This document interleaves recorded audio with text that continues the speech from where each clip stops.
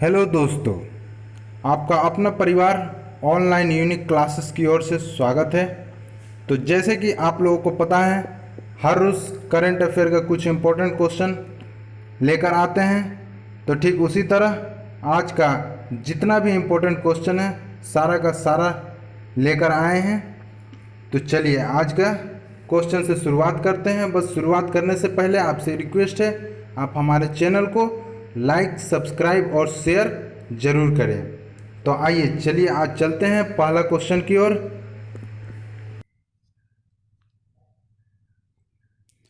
किस राज्य की सरकार ने हाल ही में दिल्ली कोरोना ऐप्स लॉन्च किया? तो आपका आंसर है ऑप्शन सी, दिल्ली।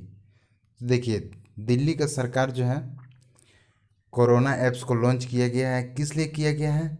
तो बेड और वेंटिलेटर की उपलब्ध का जानकारी इसके द्वारा मिलेगा। इसे गूगल पे से डाउनलोड भी किया जा सकता है और एक इसके द्वारा अस्पताल में जितना भी जानकारी है कोरोना के बारे में वो मिल जाएगा। और यहाँ से आपको हेल्पलाइन भी एक नंबर दिया गया है, 1031। ये हेल्पलाइन नंबर है जो आपको इसके बारे में जानकारी दे देगा। अब देखिए, यहाँ से आपको और एक क्वेश्चन बन सकता है कि दिल्ली सरकार के मुख्यमंत्री कौन है? तो आपका अरविंद केजरीवाल है। और वहाँ के गवर्नर कौन है? तो दिल्ली जो है वो केंद्र शासित प्रदेश है, इसीलिए वहाँ के गवर्नर कौन है? अनिल बैजल। अब देखिए, वो जो है 21वां गवर्नर है। चलिए अगला, हाल ही में जयंती लाल ननुमा की सड़क हादसे में मौत हो गई, वो किस क्षेत्र के प्लेयर थे? तो आपका आंसर है ऑप्शन सी, तीरंदाज। अब देखिए, तीरंदाज के ये प्लेयर थे, ये भारत के लिए गोल्ड मेडल ला चुके हैं। और देखिए 2013 में इन्होंने भारतीय टीम के लिए कोच, भारतीय जो तीरंदाज टीम है उसका कोच भी रह चुके हैं। और ये जो है राजस्थान के रहने वाले थे। तो यहाँ से आपका और एक क्वेश्चन बन सकता है कि राजस्थान के मुख्यमंत्री कौन है? तो अशोक गहलोत। और राज्यपाल कौन है? तो कलराज मिश्र। चलिए, किस भारतीय महिला हॉकी प्लेयर को राजीव गांधी खेल रत्न पुरस्कार 2020 के लिए नाम भेजा गया? तो आपका आंसर है ऑप्शन डी, रानी रामपाल। अब देखिए, रानी रामपाल जो है भारतीय महिला हॉकी टीम का कैप्टन है, कप्तान है, इसलिए इनका नाम भेजा गया है। अब देखिए, और कुछ प्लेयर है जैसे कि ऑप्शन में आपका दिया हुआ हरमनप्रीत सिंह, मोनिका कुमारी और वंदना कटारिया। इन तीनों का भी नाम दिया गया है, लेकिन किस लिए? अर्जुन अवार्ड के लिए। अर्जुन अवार्ड के लिए इन तीनों का नाम भेजा गया है। किसके द्वारा? तो महिला हॉकी टीम कमेटी के द्वारा। किस भारतीय को कैलिफोर्निया के सैन डिएगो में एटॉमिक्स के चीफ एग्जीक्यूटिव बनाया गया है? तो आपका आंसर है ऑप्शन बी, विवेक लाल। अब देखिए, विवेक लाल जो है ये अमेरिका और भारत के बीच में जो रक्षा समझौता होता है उसके लिए ये अहम भूमिका निभाते हैं। अब देखिए, ये जो कैलिफोर्निया, यहाँ से आया आपका कैलिफोर्निया। कैलिफोर्निया जो है ये अमेरिका के एक राज्य का नाम है, समझे? तो अमेरिका के अंदर आता है कैलिफोर्निया। अब यहाँ से आपका और बन सकता है क्वेश्चन कि अमेरिका के राष्ट्रपति कौन? तो डोनाल्ड ट्रंप। और राजधानी कहाँ है? तो वाशिंगटन डीसी। और मुद्रा क्या है? तो डॉलर, सब कोई जानते हैं। चलिए अगला, पीएम मोदी ने हाल ही में किस पोर्टल को लॉन्च किया जिसके द्वारा एमएसएमई को सबल बनाएगा? अब देखिए, आपका आंसर है ऑप्शन ए, चैंपियन पोर्टल। अब देखिए, इस पोर्टल का मेन कार्य क्या है? इस पोर्टल का मेन कार्य है छोटी छोटी शिकायत, किसी तरह का भी कोई शिकायत हो उसको सॉल्व करना और ज़रूरत चीज़ के बारे में जानकारी देना, जल्दी से सॉल्व करने के लिए ही इस पोर्टल को लॉन्च किया गया। अब देखिए, चैंपियन का एक्चुअली फुल फॉर्म क्या है?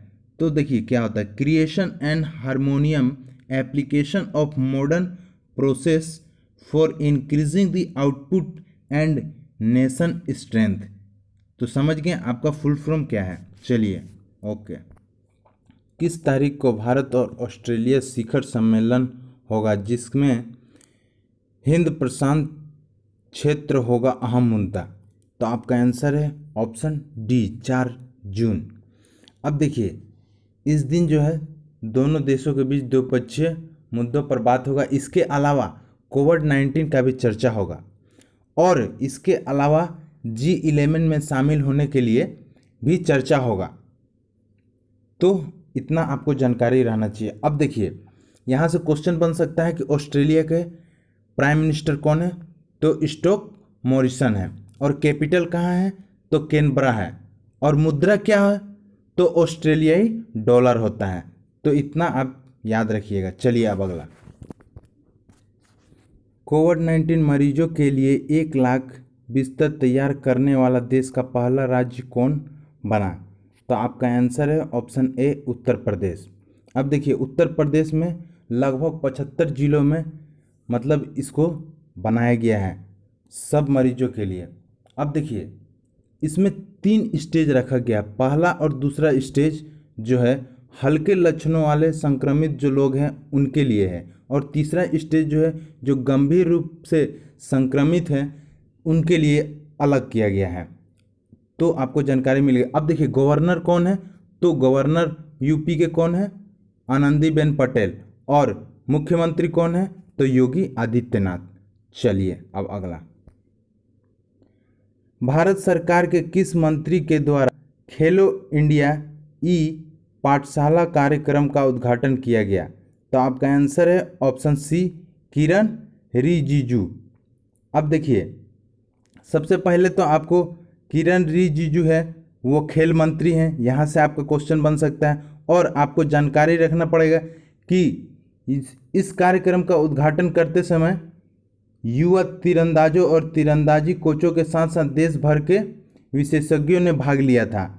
और इस पाठ्यक्रम का कार्यक्रम की शुरुआत किसके द्वारा किया गया? तो भारतीय खेल प्राधिकरण द्वारा और राष्ट्रीय खेल संघों के सहयोग से की गई है।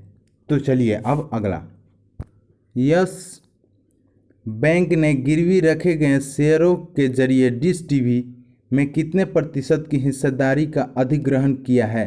तो आपका आंसर है ऑप्शन ए 24.19%।